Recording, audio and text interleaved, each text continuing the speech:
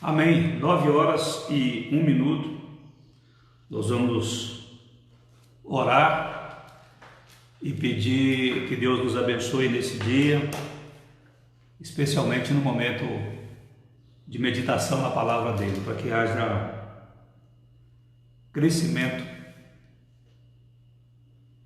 aperfeiçoamento na vida de todos nós pela ação do Espírito de Deus, aplicando em nós a palavra santa e bendita do Senhor. Antes de orar, eu quero ler o Salmo 145, parte do versículo 13. Diz assim: o Senhor é fiel em todas as suas palavras e santo em todas as suas obras.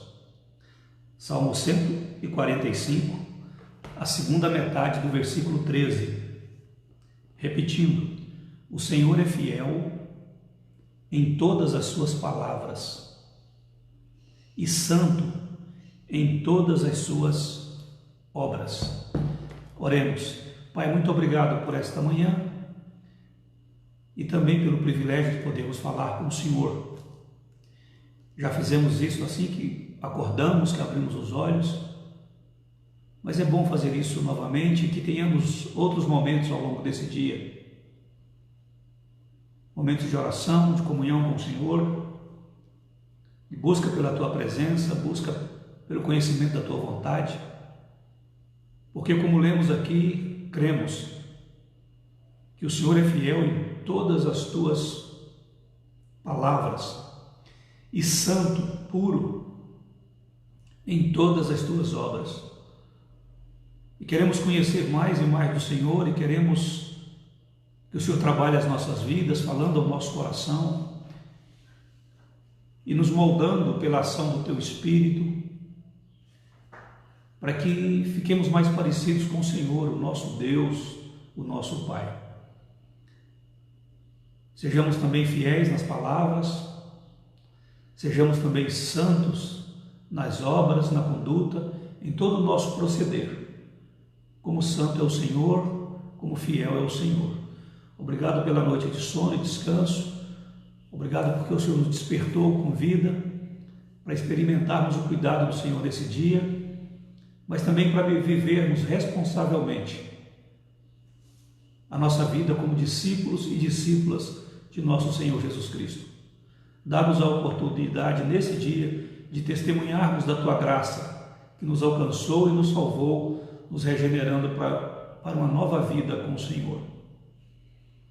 Então, obrigado, Pai, pela vida de cada irmão, irmã, amigo presente aqui nesta live. Obrigado pela Tua palavra. Fala conosco. Enche-nos com a Tua presença e transborda de nós para alcançar a vida daqueles que estão conosco.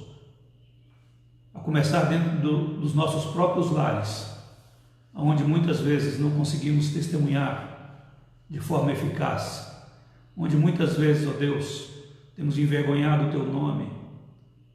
Pedimos que o Senhor nos perdoe por isso e nos ajude, ó Deus, a fazermos diferença na vida das pessoas, começando, repito, pela nossa própria casa, pelos nossos próprios amados. E mais uma vez nesta manhã estamos tendo a oportunidade de meditar, de refletir, de aprender, de crescer, de sermos transformados e ficarmos mais parecidos com Jesus, o nosso Senhor. E é em nome dele que nós oramos, é em nome dele que nós agradecemos, certos de que esse momento foi preparado pelo Senhor mesmo para as nossas vidas.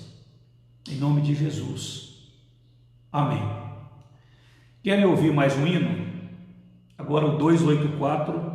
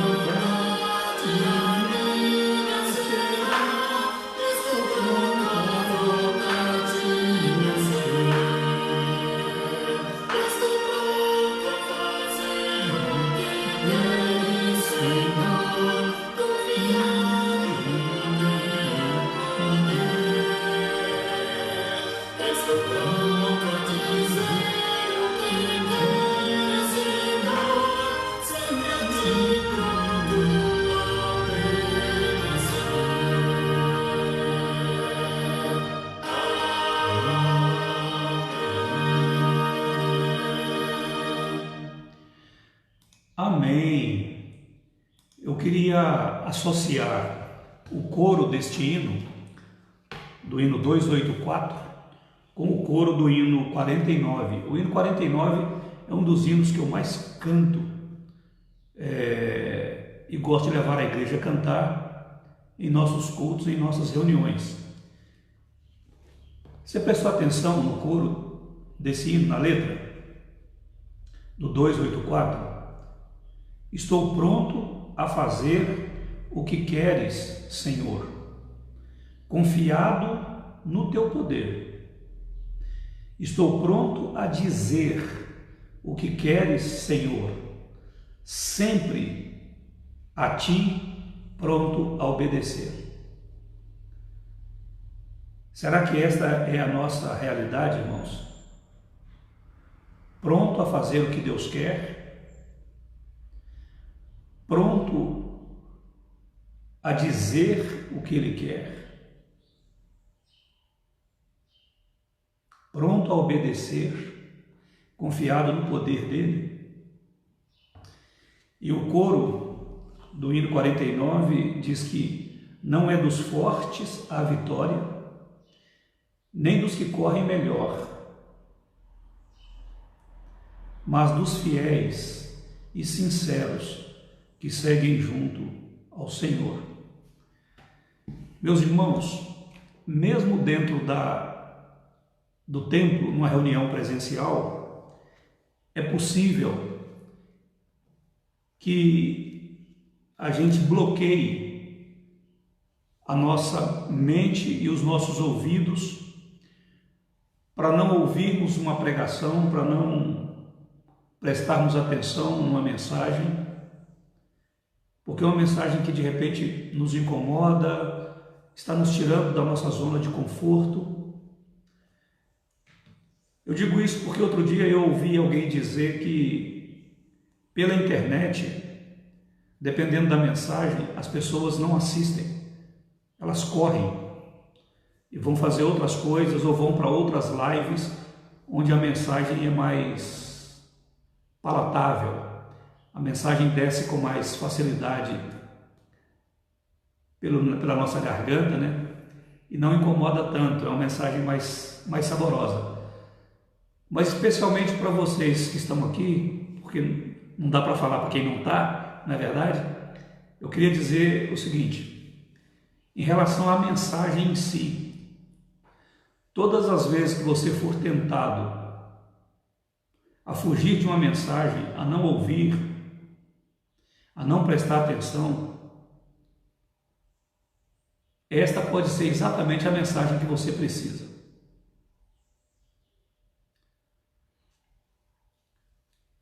Aqui é muito mais fácil a gente sair, a gente debandar e ir para outro lugar. Mas dentro do templo isso também acontece. Então eu tento expor a palavra aqui como eu faço no templo.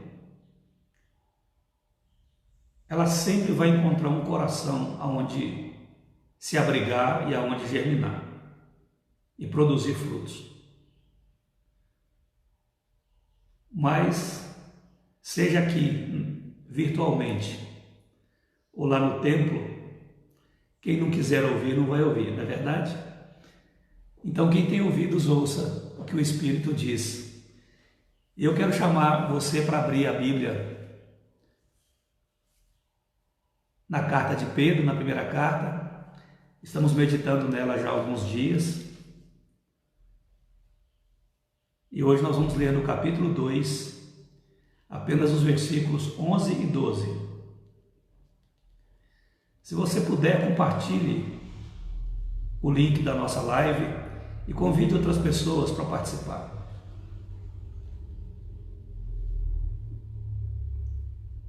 E tenta levar adiante essa orientação de que a mensagem que a gente de repente não quer ouvir é a que a gente mais precisa ouvir.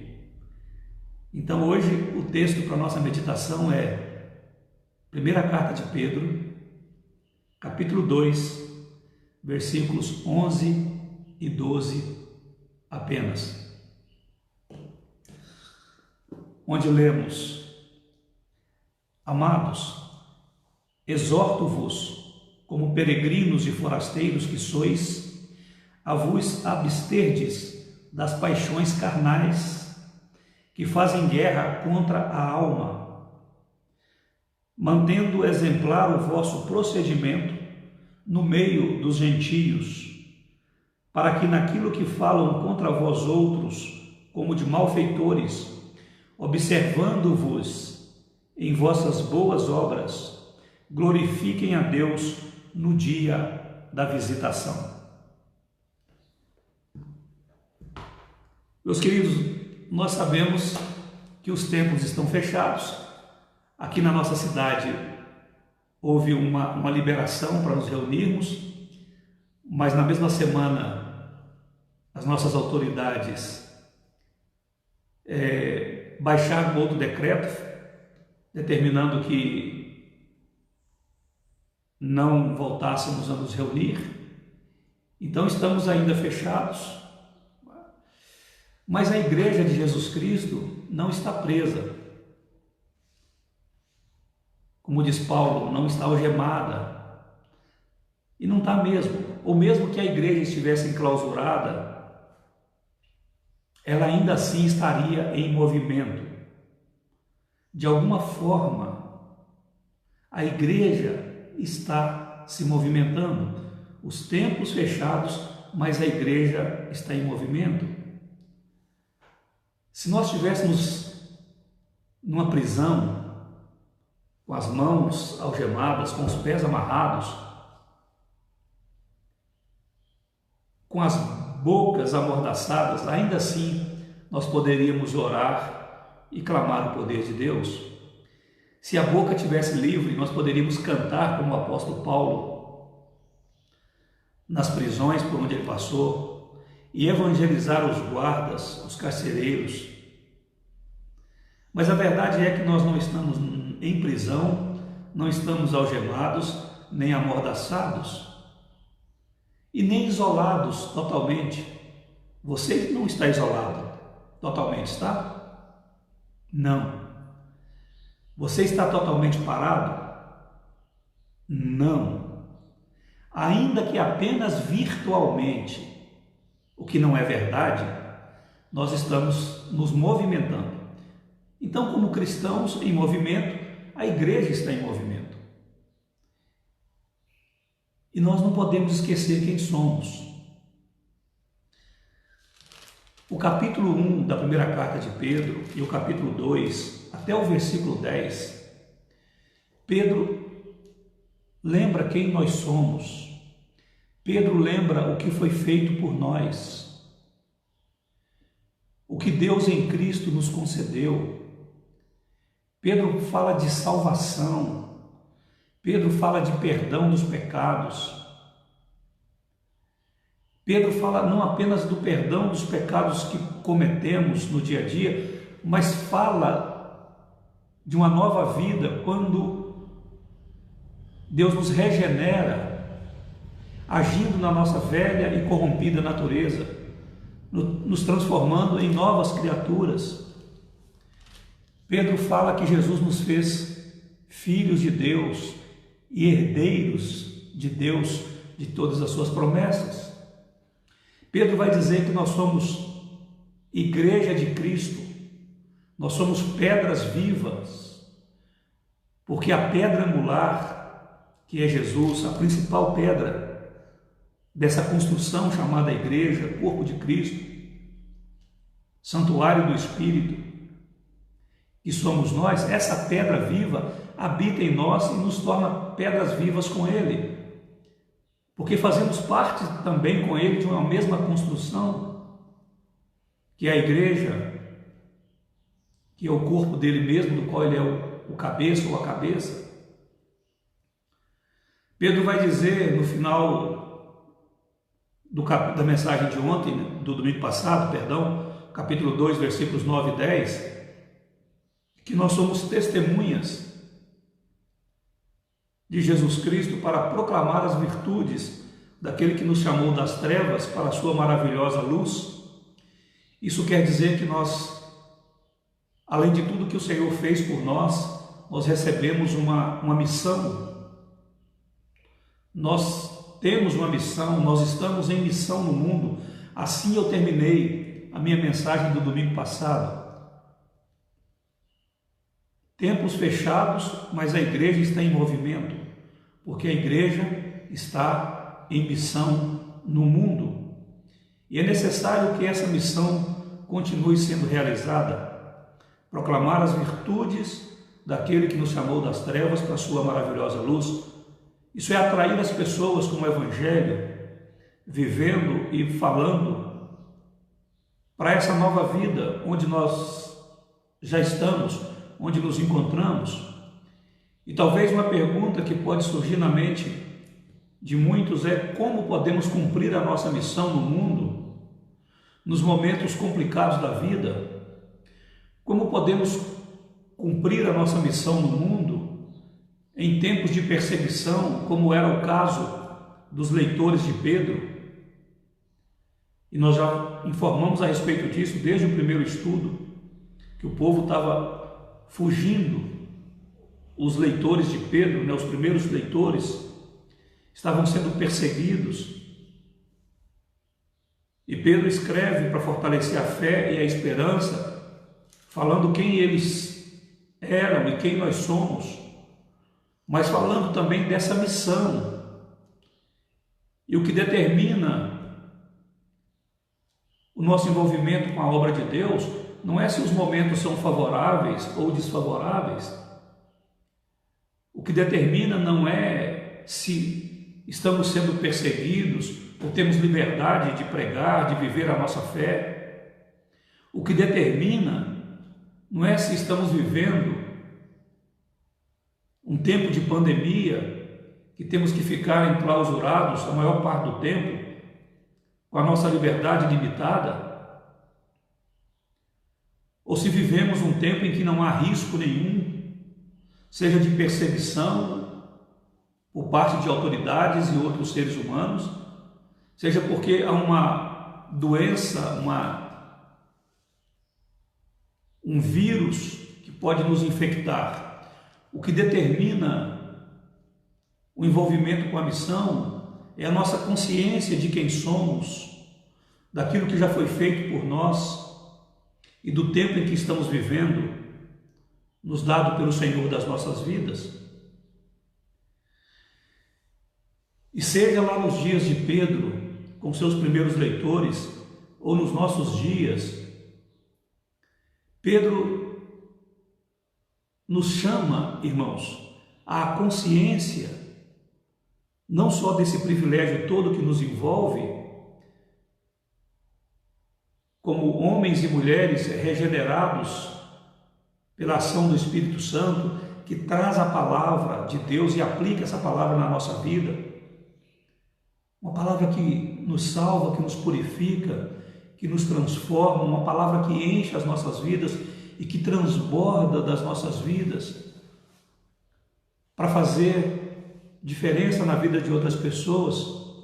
Mas ele fala também da nossa responsabilidade, dos nossos deveres, e ele nos leva dos privilégios do capítulo 1, do verso 1 até o versículo 10 do capítulo 2. Aqui ele só fala de privilégios, mas ele nos leva dos privilégios para os deveres, já a partir do versículo 11 do capítulo 2. Observa comigo nos títulos que aparecem na Bíblia, Almeida, Revista e Atualizada. Acima do versículo 11 aparece aí: a vida exemplar cristã, deveres para com os não crentes e para com as autoridades. Antes do versículo 18, nós temos o título: a vida exemplar cristã, deveres, presta atenção nisso de novo, deveres dos que prestam serviços a outrem. Lá no capítulo 3, no início, temos aí a vida exemplar cristã, deveres dos casados. E ele vai falando de deveres até o versículo 12 do capítulo 3. Acima do versículo 8 nós temos a vida exemplar cristã, o amor fraternal. Então ele sai desse bloco do capítulo 1, verso 1, até o versículo 10 do capítulo 2, falando dos privilégios, e nos transporta para os deveres, a partir do versículo 11 do capítulo 2 até o versículo 12 do capítulo 3. Hoje eu vou falar de deveres, mas eu não vou falar de todos esses. Quero ficar apenas com os versículos 11 e 12, relembrando esses deveres. E Pedro faz isso aqui. Por quê? Porque nós precisamos ser lembrados constantemente de quem nós somos, do que nós temos em Jesus Cristo, e lembrados também da nossa responsabilidade, E esse bloco central da carta de Pedro, do versículo 11 do capítulo 2 até o versículo 12 do capítulo 3, Pedro enfatiza a submissão, veja bem, submissão na vida do cristão. Eu sei, nós sabemos que esse assunto, submissão, não é bem aceito nos tempos atuais, em que o desrespeito às leis e a busca por liberdade e realização pessoal tem sido muito forte nos argumentos, nas discussões das pessoas, tentando pensar só em privilégios, esquecendo dos deveres, esquecendo das responsabilidades, pessoas querendo defender só os direitos, né? Direitos seus, direitos dos outros, e muitas vezes ao defender os direitos dos outros, querem apenas audiência, querem apenas fazer ouvir a sua voz, querendo buscar um lugar de status, de proeminência, de destaque, como influenciador, como formador de opinião, para quem sabe galgar outros postos, outras posições na sociedade, tirando proveito dessa ideia de defender o direito do mais fraco, defender o direito daquele que não tem voz. Então, vivemos num tempo, irmãos, em que essa busca pela individualidade e pela realização pessoal, juntamente com o desrespeito às leis, é muito forte nos nossos dias. E falar de submissão hoje é complicado, mas é um tema importante que precisa ser conversado. E Pedro vai falar de submissão aqui, submissão do cristão, submissão às autoridades, submissão às instituições. Quem é empregado, submissão ao patrão, a submissão da mulher em relação ao marido, mas também a submissão do marido em relação à mulher.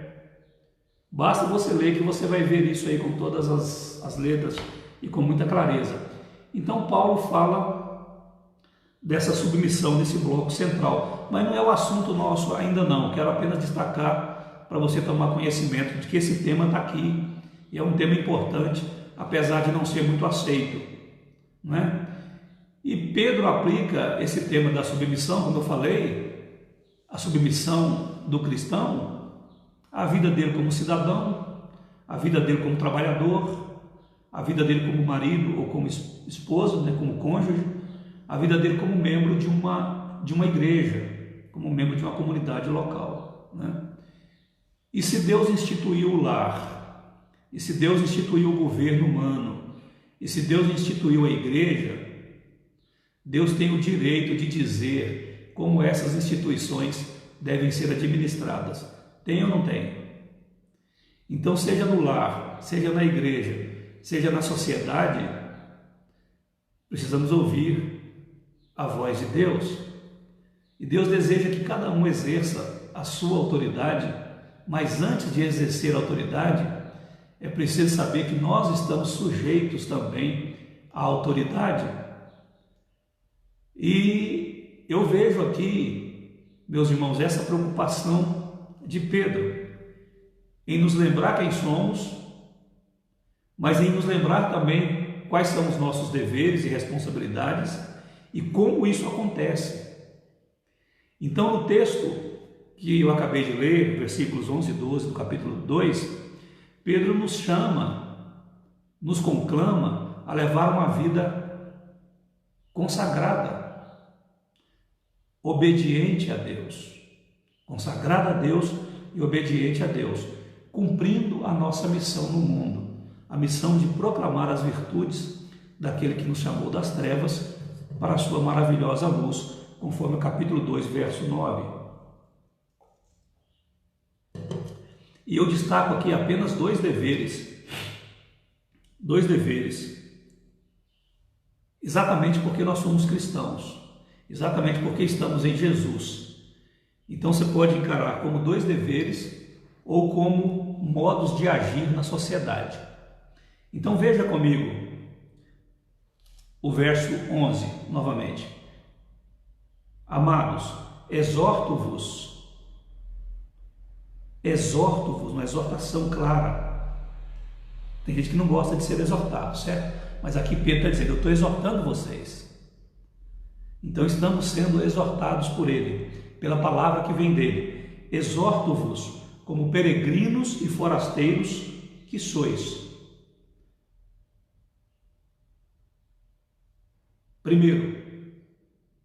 Primeira parte da exortação. Que vos abstenham das paixões carnais que fazem guerra contra a alma. Que vos abstenham das paixões carnais que fazem guerra contra a alma.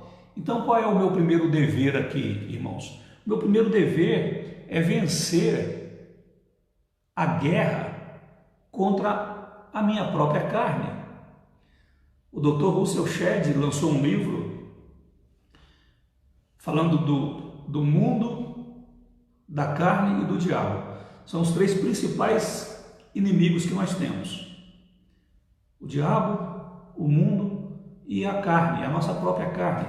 Então, como cristãos, nós somos soldados participando de uma batalha espiritual. Paulo fala disso também, né? Dessas duas naturezas, né? A natureza carnal e a natureza espiritual, que coexistem, existem juntas em todos nós. Então, o primeiro dever meu como cristão, já que eu tenho toda essa gama de privilégios listadas por Pedro desde o versículo 1 do capítulo 1 até o versículo 10 do capítulo 2, já que eu tenho toda essa gama de privilégios, eu tenho que pensar também nos deveres. Esses privilégios trazem responsabilidade, né? E o primeiro deles é: eu tenho a responsabilidade, eu tenho o dever de vencer nessa luta, nessa guerra contra a minha carne. Eu tenho o dever de vencer, né? Então estamos nessa batalha espiritual, estamos nessa guerra. Então eu devo me abster das paixões carnais, porque essas paixões carnais fazem guerra contra a minha alma. Meus queridos irmãos, existem desejos pecaminosos, nós sabemos disso, que militam contra nós mesmos e desejam nos derrotar. Já faz algum tempo eu usei uma imagem, na verdade eu tinha essa imagem, uma foto, como tela inicial no meu notebook. E que imagem era essa? Um homem em cima de uma árvore, assentado em um dos galhos da árvore, com um serrote na mão e serrando o galho. Só que ele não estava sentado na parte do galho que ficaria preso à árvore depois que ele terminasse de serrar. Ele estava sentado na parte do galho que iria cair quando ele terminasse de serrar. Na verdade, por conta do peso dele, ele nem ia terminar de serrar. Quando chegasse a um certo ponto com o serrote, o galho ia quebrar e ele ia se esborrachar no chão. E eu usei essa imagem muitas vezes como ilustração, dizendo como que nós somos sabotadores da nossa própria felicidade. Como que nós, muitas vezes, sabotamos o projeto de Deus para nós, complicando a nossa própria vida. Então, existem esses desejos pecaminosos dentro de todos nós, que eles lutam contra nós. E o objetivo deles é nos derrotar. Então, a nossa verdadeira luta, no caso aqui desse texto de Pedro, não é contra as outras pessoas. Paulo vai dizer que não é contra sangue e carne, mas é contra os principados e potestades, contra os dominadores deste mundo tenebroso. Aqui Pedro está dizendo que é uma luta contra nós mesmos. É uma luta contra as nossas próprias paixões que existem dentro de nós. Dentro de nós. E muita gente pode pensar nessas paixões carnais apenas como os pecados grosseiros do sexo, os apetites corporais, mas há muito mais aqui, meus irmãos, do que pecados sexuais. Inclusive sobre esses eu falei um pouco no domingo passado. Os pecados da carne ou as paixões carnais, como Pedro diz aqui, significa muito mais do que pecados apenas do corpo. E no Novo Testamento, presta atenção nisso, no Novo Testamento, carne aqui diz pecados carnais, paixões carnais. Carne no Novo Testamento equivale muito mais que o corpo e a natureza física do ser humano. Carne no Novo Testamento significa a natureza humana separada de Deus. Carne no Novo Testamento significa que essa natureza humana ainda não foi redimida, ainda não foi regenerada. Carne no Novo Testamento, meus queridos, significa uma natureza humana sem Cristo, sem Jesus. Significa a existência vivida sem as normas de Cristo, sem a influência de Cristo, sem a ajuda de Cristo, sem a graça de Cristo. Então, essas paixões carnais, isso que é próprio da nossa carne, e quando a Bíblia fala de carne ou de coisas da carne, é essa natureza completamente desprovida da influência de Jesus. É alguém que ainda não nasceu de novo. Mas é possível que alguém que já tenha nascido de novo esteja vivendo dessa forma. E aí a palavra de Deus nos chama ao arrependimento e à confissão de pecados e nos ordena a abandonar. A abandonar. Então Pedro está dizendo que eu preciso me abster disso. E quando se trata, meus queridos, das paixões carnais, eu não resolvo isso enfrentando essas coisas que são catalogadas, listadas em paixões carnais.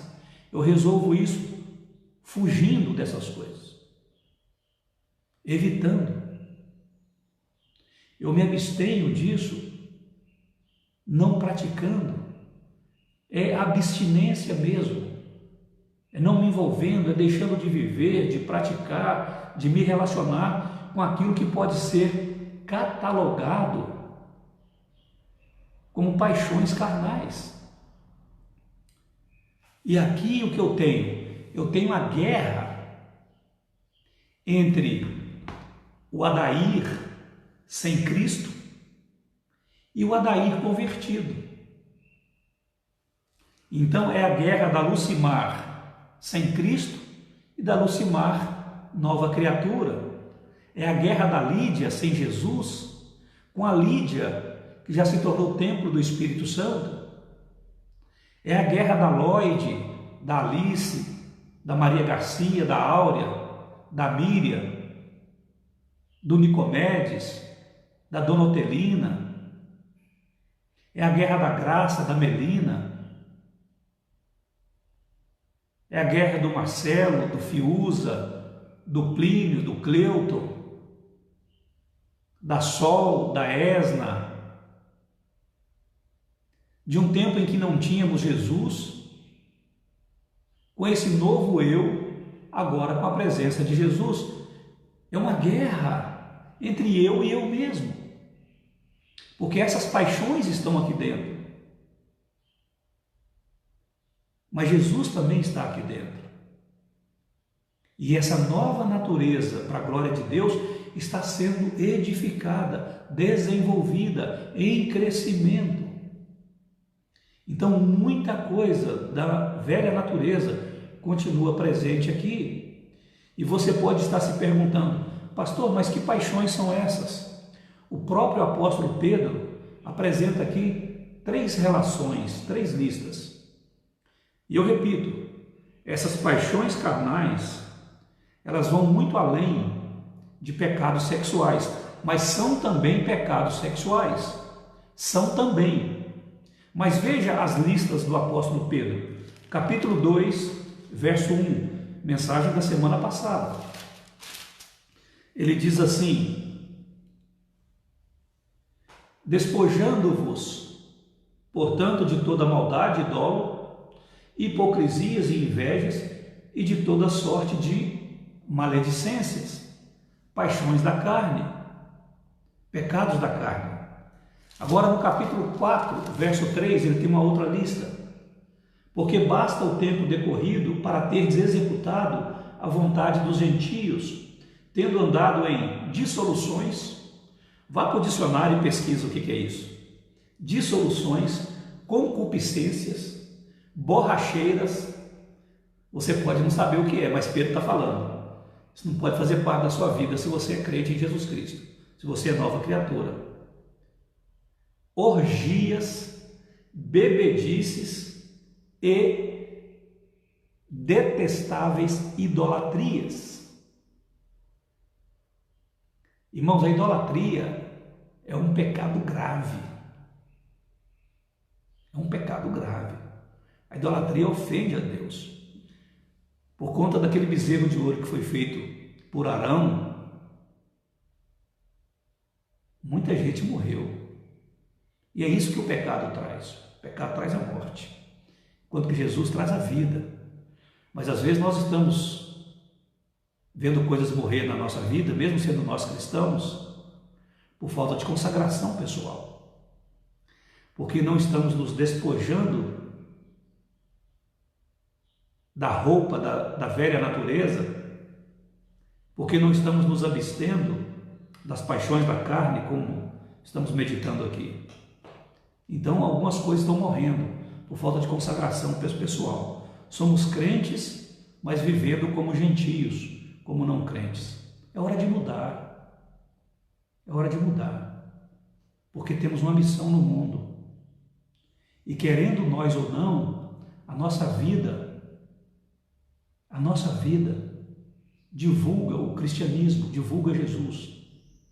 E as pessoas vão comprar, né?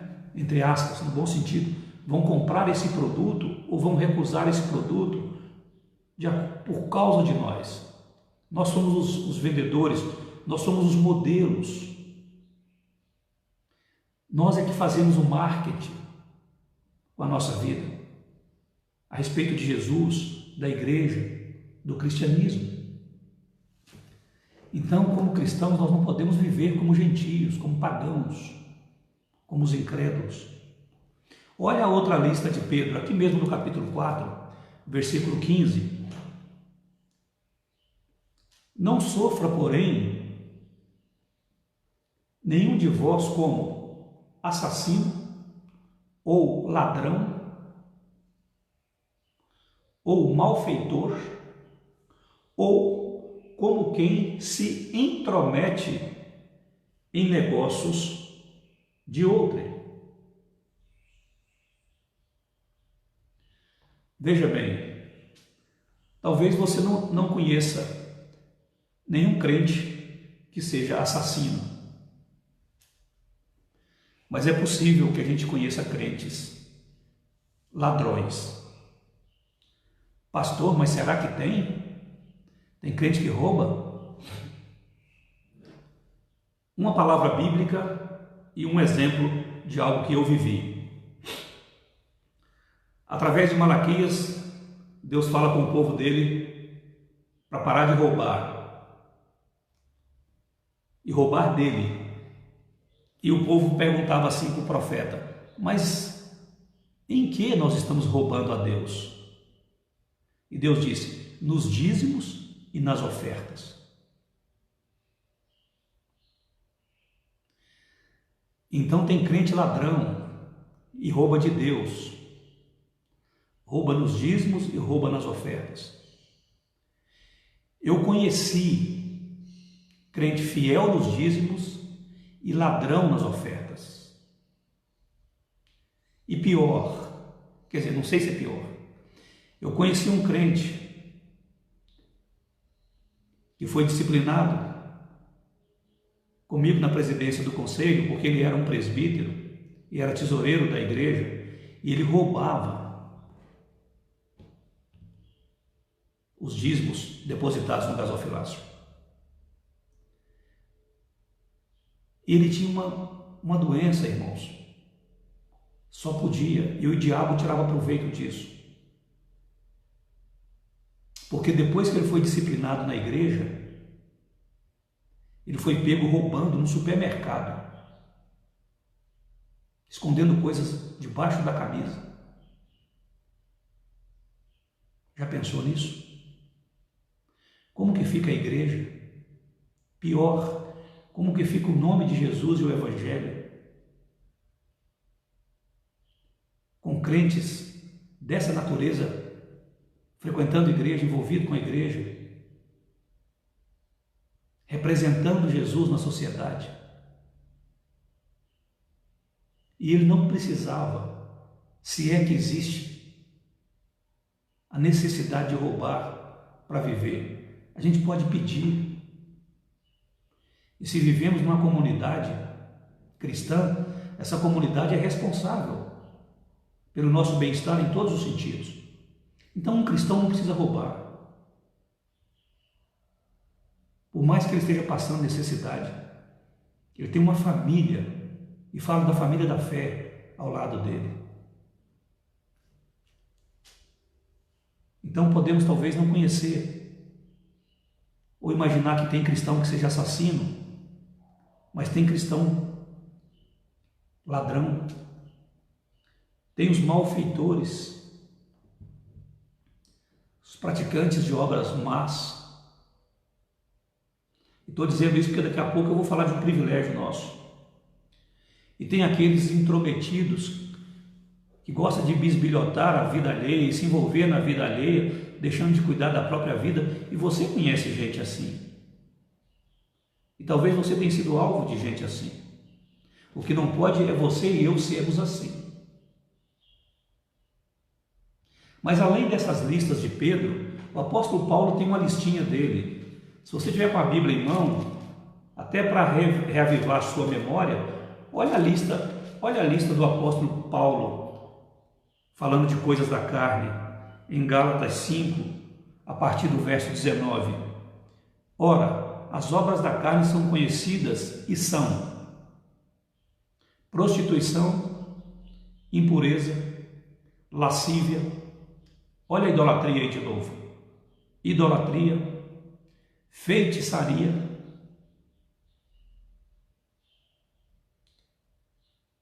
não vou comentar nada aqui, inimizades. Só queria lembrar de uma ilustração que eu usei, um caso verídico que eu contei no domingo passado. Então quem estava comigo lá vai se lembrar, quando eu falei aqui de feitiçaria. E quem não estava, vê a live do domingo passado, vê a mensagem do domingo passado, vai fazer bem para a sua vida. Inimizades, porfias, ciúmes, iras, discórdias, dissensões, facções, invejas, bebedices, glutonarias. Agora olha como Paulo termina o verso 21. E coisas semelhantes a estas. Ele diz que essas coisas são obras da carne. Pedro fala para a gente abandonar, se abster, nos despojarmos dessas coisas, tirar isso de nós, arrancar isso de dentro, não nos envolvermos com isso, não permitir que isso gere influência em nós. Olha como Paulo termina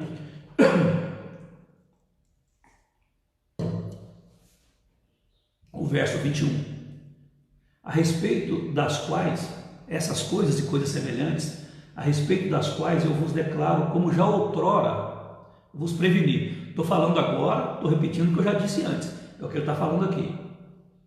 O que ele já tinha dito antes e está falando de novo? Não herdarão o reino de Deus o que tais coisas praticam. Os que tais coisas praticam. Então, se eu sou herdeiro de Deus, irmãos, como eu mencionei aqui, um dos privilégios, tratado pelo apóstolo Pedro mesmo nessa carta, se eu sou herdeiro de Deus, herdeiro do reino, essas coisas não devem fazer parte da minha vida mais. Ainda que elas estejam presentes e militando contra a minha alma, fazendo guerra contra a minha alma, como Paulo disse. E a guerra da carne contra a alma tem o objetivo de destruir a alma. Lembra de Jesus quando disse que adianta ao homem ganhar o mundo inteiro e perder a alma? A guerra da carne com a alma tem o objetivo de destruir a alma. É o meu velho eu querendo acabar com o novo eu. Esse eu que está crescendo, que está se tornando mais parecido com Jesus. Então, tem as listas de Pedro e tem a lista de Paulo, de coisas da carne das quais nós devemos nos despojar, devemos abrir mão, não podem mais fazer parte da nossa vida. E o termo guerra usado aqui, agora eu estou voltando lá para a carta de Pedro, tá? O texto da nossa meditação. A palavra guerra usada aqui no final do versículo 11, guerra contra a alma, dá a ideia de uma campanha militar. É algo que não se acaba com uma única batalha. É um negócio que continua. Então você ganha uma batalha hoje, mas não ganhou a guerra ainda, porque você ainda está aqui. E essa luta continua, essa guerra continua. Você vence uma batalha, mas não pode cochilar, não pode vacilar. Tem que continuar vigilante e buscando mais do Espírito para a sua vida. E buscando mais de Deus para a sua vida. E se enchendo mais com a palavra de Deus. Porque a guerra continua. É uma luta constante. E nós precisamos nos manter alertas e em guarda. Certamente, meus irmãos, nós vamos ganhar a guerra. De batalha em batalha nós vamos vencer essa guerra. Como que nós fazemos isso? Evitando esses pecados. Fugindo desses pecados. Nos abstendo desses pecados. Dessas paixões da carne. E assim nós viveremos uma vida exemplar na sociedade e poderemos cumprir a nossa missão.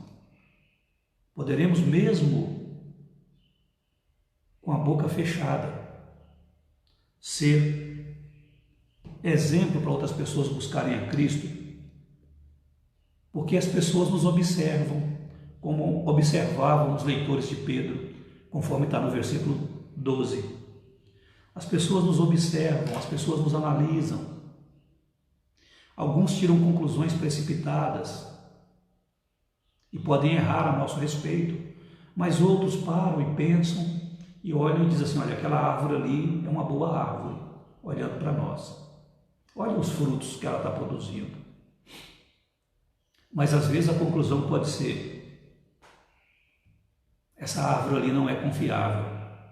Aquele fruto é venenoso, vai me fazer mal se eu receber alguma coisa que vier dali.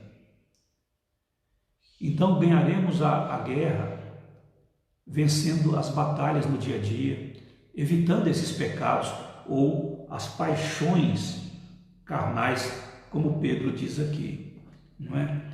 Então, enfrente essa luta no dia a dia, né, da sua carne contra a sua alma, mas sabendo que Jesus é o Senhor, é o Salvador, é o bom pastor que está caminhando com você. Isso não significa que você pode cruzar os braços e deixar as coisas acontecerem. É necessário uma ação intencional da sua parte para vencer essas paixões. É seu dever, é meu dever. É vivermos responsavelmente a nossa vida cristã diante dos incrédulos, principalmente. Né? Mas tem um segundo dever, e hoje eu vou ficar só com esses dois. O segundo dever encontra-se no versículo 12. Leia comigo novamente. Diz assim: mantendo exemplar o vosso procedimento. Olha que Pedro gosta dessa palavra procedimento, hein? Essa palavra procedimento já apareceu algumas vezes, né? Apareceu no capítulo 1, lá no verso 18, está aqui novamente. Aparece no capítulo 3, versículo 1 final, falando do procedimento da esposa, e depois ela aparece implicitamente lá no versículo 7, falando do marido, né? Mas aqui Pedro está dizendo: mantendo o vosso procedimento, exemplar o vosso procedimento, no meio de quem? No meio dos gentios, para que naquilo que falam contra vós outros, como de malfeitores, observando-vos em vossas boas obras, glorifiquem a Deus no dia da visitação. Vamos por parte aqui, irmãos. Primeiro, Pedro está dizendo que nós temos que manter o nosso exemplo, a nossa conduta, de modo exemplar. Na mensagem do domingo passado, ou do domingo retrasado, eu falei de ter uma conduta santa, de ter um procedimento santo em tudo. Porque Deus fala assim, através de Pedro: sejam santos como eu sou santo, né? E Deus é santo, totalmente santo. Nós temos essa luta que eu acabei de falar, e vocês sabem. Mas nós somos chamados para a santidade. Aqui, a palavra é para um procedimento exemplar. Por quê? Porque nós somos testemunhas de Cristo. E recebereis poder ao descer sobre vós o Espírito Santo, e sereis minhas testemunhas. Eu vim para buscar e salvar o perdido. Agora vão e preguem o Evangelho a todas as pessoas, e façam discípulos de todas as nações. Agora, como que eu vou ter um discurso aceitável para que as pessoas creiam de fato no que eu estou falando, se eu não tenho uma vida coerente com o meu discurso, com a minha palavra, com a minha pregação? Então aqui Paulo fala de procedimento, porque nós não pregamos só por palavras, nós pregamos também por ações, reações, atitudes, comportamentos. A nossa conduta em geral está comunicando a respeito de Jesus, a respeito do Evangelho, a respeito da igreja cristã.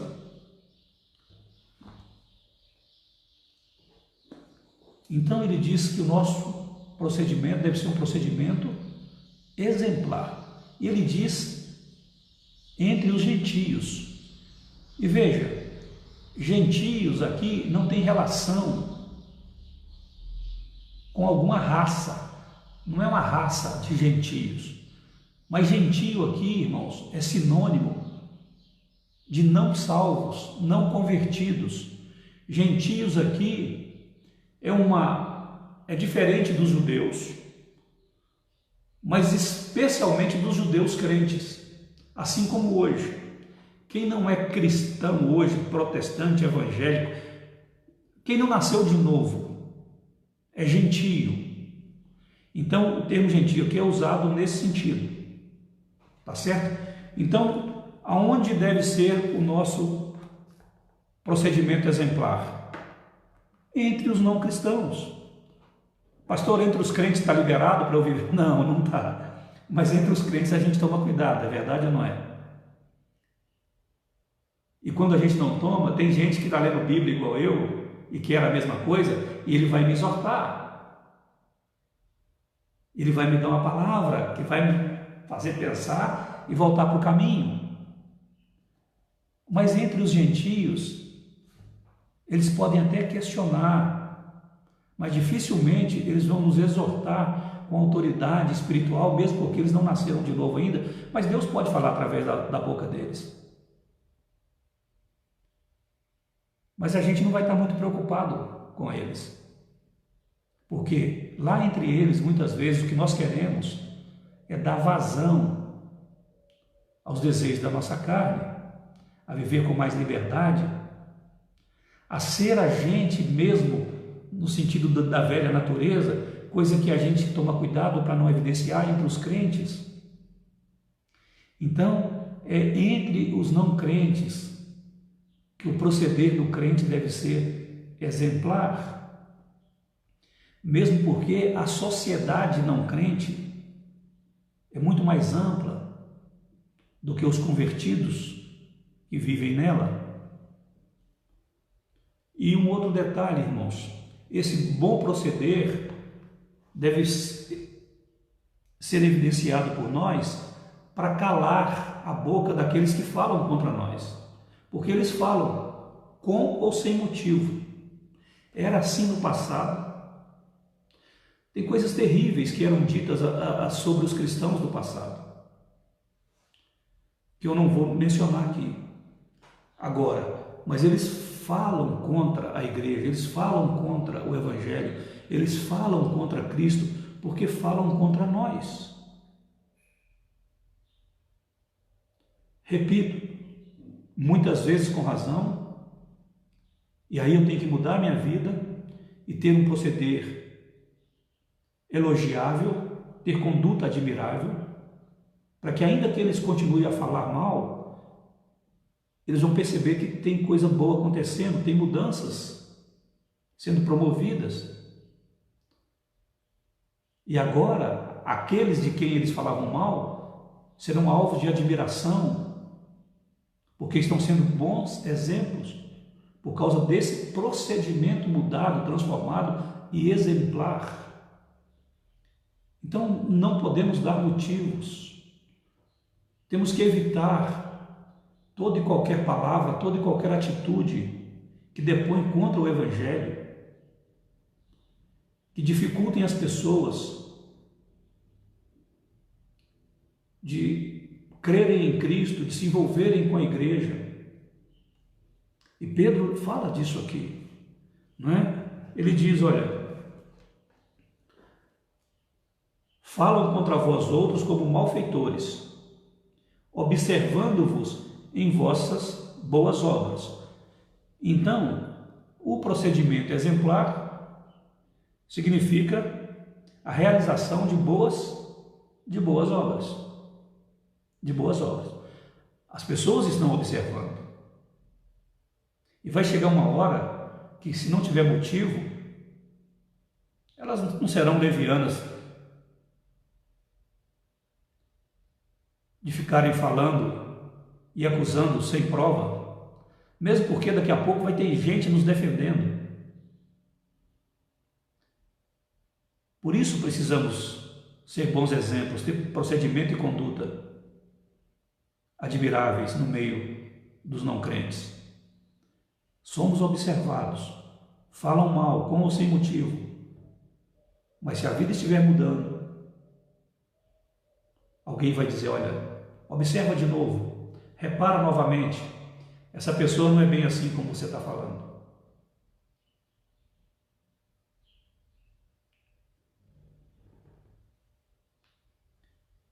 E isso porque somos testemunhas de Jesus. Esse é o segundo dever. Veja, depois de observar as boas obras, o que eles vão fazer? Eles vão glorificar a Deus no dia da visitação. Veja, dia da visitação aqui pode ter dois significados. O primeiro deles é quando Jesus voltar e todos vão comparecer diante dele. A Bíblia diz que todo joelho vai se dobrar e toda língua vai confessar que Ele é o Senhor. Então, esse é o primeiro significado para o dia da visitação, o dia da volta de Jesus. Mas tem alguns comentaristas que dizem também que esse dia da visitação pode ser o dia em que o Evangelho da graça chegar na vida dessas pessoas. O dia que alguém de fato testemunhar a respeito da salvação a elas, falar de Jesus como Senhor, como Salvador. Esse é o dia da visitação também. E aí nesse dia elas vão glorificar a Deus, porque estão presenciando a vida exemplar dos crentes, estão comentando a respeito da vida exemplar dos crentes, e quando o Evangelho chegar na vida delas, quando alguém objetivamente testemunhar ou pregar a elas, elas vão se render a Jesus, porque elas têm bons exemplos para os quais elas têm olhado. Elas ainda não conhecem a Cristo, mas elas conhecem você, elas conhecem a mim, e por nossa causa, nesse dia da visitação, se o nosso proceder é exemplar, se a nossa conduta é admirável, alvo de elogios, nesse dia que o Evangelho chegar na vida delas, elas que não conhecem Jesus ainda, mas nos conhecem, elas vão abraçar a fé por causa do nosso testemunho. Então, meus queridos, acabamos de conversar aqui sobre dois deveres, depois de pensarmos em vários privilégios nos textos anteriores, o capítulo 1 todinho é privilégio, capítulo 2 até o versículo 10 é privilégio. São privilégios, né? E agora Pedro já inicia falando dos deveres. Eu destaquei 2 aqui. O primeiro é vencer essa guerra contra a nossa própria carne. O segundo é testemunhar, proclamar o Evangelho aos perdidos. E aqui eu repito uma coisa que eu disse: a conduta do cristão não deve apresentar coisa alguma que possa ser usada pelos incrédulos como munição para atirar em Jesus, para atirar na igreja, para bombardear com críticas e comentários negativos o Evangelho. As boas obras devem corroborar com as nossas palavras. E não foi isso que Jesus disse em Mateus 5,16? Assim brilhe também a vossa luz diante dos homens, para que vejam as vossas boas obras e glorifiquem a vosso Pai que estás nos céus. Queridos, temos aqui uma verdade que transcende o tempo. Era lá nos dias de Pedro, continua assim hoje e vai continuar assim. O melhor argumento em favor do cristianismo é um verdadeiro cristão. A sua vida é o melhor argumento em favor do Evangelho, em favor de Jesus, em favor da igreja. E gostemos nós ou não, cada cristão faz publicidade para o cristianismo. Uma publicidade negativa ou uma publicidade positiva. Esse é um produto que nós oferecemos à sociedade com as nossas vidas. E ele será aceito ou não, dependendo muito do nosso testemunho, da nossa conduta. Então são esses 2 deveres que eu queria destacar nesta manhã, com base aí nos versículos 11 e 12 da primeira carta de Pedro, capítulo 2. Mas mesmo quando Pedro fala de dever, ele relembra privilégios, né? E aqui, olha os privilégios que ele aponta nesses 2 versículos. Mesmo falando de deveres, ele fala que nós somos filhos amados.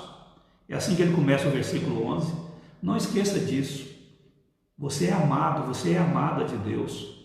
Em Cristo Jesus, Deus te amou e nada pode separar você desse amor. Privilégio, irmãos. Não há nada em nós que favoreça a Deus nos amar, mas Ele escolheu nos amar. Ele decidiu nos amar. Ele nos ama incondicionalmente. Privilégio. Segundo privilégio, ele vai dizer que nós somos, ainda no versículo 11, que nós somos peregrinos e forasteiros. Pastor, por que isso é um privilégio? Porque como cidadãos do céu aqui, nós somos residentes estrangeiros, irmãos. Nós somos de uma pátria habitando em outra pátria. Estamos indo para Canaã celestial, para nossa terra prometida. Então somos forasteiros, é um privilégio saber disso, que nós estamos aqui, passando por aqui. Por isso, veja bem, bom proceder, vencer essa luta com a carne, para continuarmos firmes nessa caminhada rumo à terra prometida, a Canaã celestial, testemunhando de Jesus. Então, lembre que essa situação aqui é temporária. É temporária. A permanente vai chegar, não é? Então não desista de continuar firme com Jesus. E não pense que esse tempo de isolamento é para você relaxar, cruzar os braços. Não, querido, a luta continua contra a carne, a missão continua, a igreja está em movimento. O tempo está fechado, mas a igreja está em movimento. A missão continua, você está se movimentando, física e virtualmente. Então, siga em frente firme com Jesus, sabendo que essa situação é temporária. Se toda a nossa existência aqui nesse mundo é uma existência temporária, essa pandemia é muito mais, com certeza, não é? E o terceiro privilégio está no versículo 12, quando ele fala de boas obras, porque aqui, os gentios nos observando as boas obras vão glorificar a Deus no dia da visitação, ele está dizendo que nós somos operários de boas obras.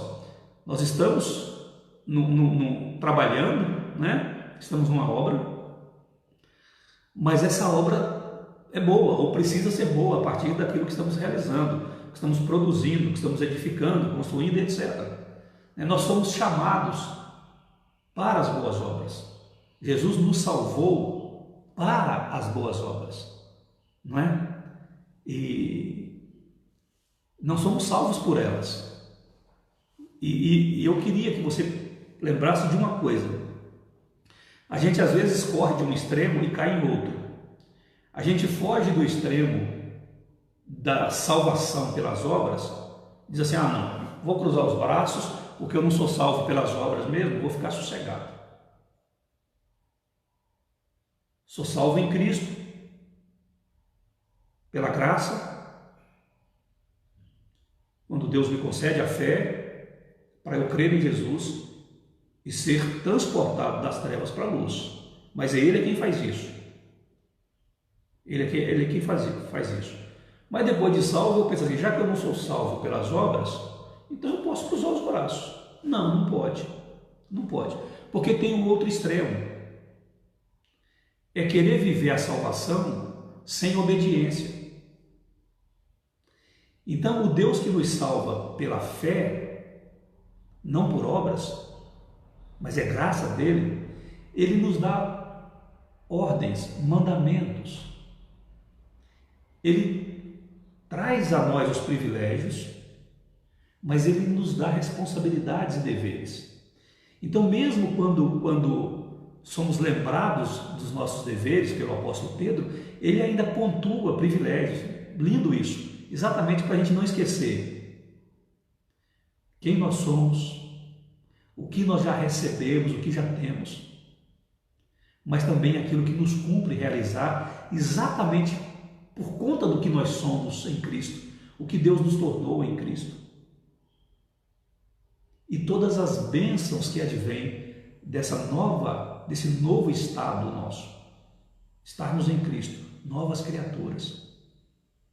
Então é deliciosa essa carta de Pedro, escrita a um povo envolto por sofrimento, por perseguição, um povo como nós, com muitos privilégios, mas com uma responsabilidade maravilhosa. Lembre-se disso na sua caminhada. Viva os privilégios, mas viva também os deveres. Que Deus abençoe ricamente a sua vida, Deus abençoe a sua casa, a sua família, que Deus te guarde, que você cumpra cabalmente o seu chamado em Cristo Jesus, vivendo como nova criatura, com os privilégios próprios de ser nova criatura em Cristo, mas também com os deveres e responsabilidades. Hoje falamos sobre dois. Quem não viu toda a live, vê depois. O texto lido foi primeira carta de Pedro, capítulo 2, versículos 11 e 12. À noite, às 19h30, estaremos de volta em nome de Jesus. Deus te abençoe e te guarde. Um ótimo domingo para você e para a sua família também. Fiquem com Deus e até a noite, se Deus quiser.